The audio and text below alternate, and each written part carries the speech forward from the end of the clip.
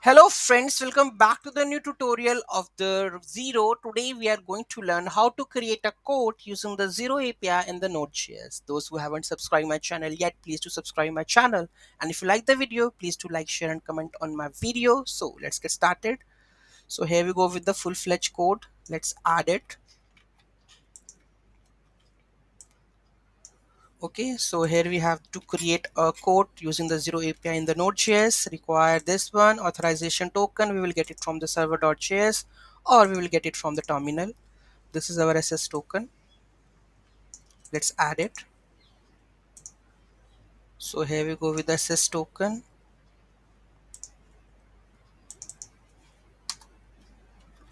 Okay, let's go with the tenant ID. So tenant ID is also there. So let's copy this tenant ID.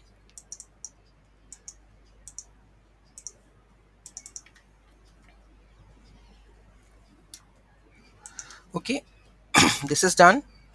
Contact ID we required. Replace the contact ID of your customer. So we go with the contact IDs. So we have a contacts, all contacts. Okay, we required contact ID. Let's take a John Doe of this one. So this is the contact ID. This is the contact ID. Let's copy this contact ID.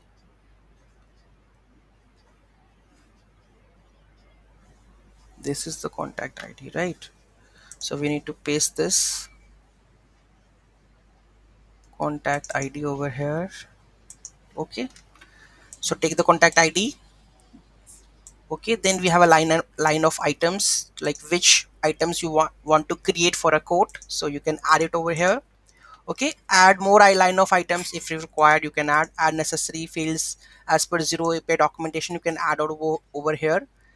Then we have exos.post base URL codes new code data. We have sent the object. Okay, headers authorization bearer authorization token 0 tenant ID accept application JSON the content, and then response that code created failed to create the code. Okay, one code is already created over here. If I go to the business, then we have a sorry, here we have the quotes, right? So here we go with the quotes. So already one quote I think is it's created. Let's create a one more. Okay, so here we go with this one. The code is already updated. Let's clear this and add the notes or notes. It's code.js. Code is created.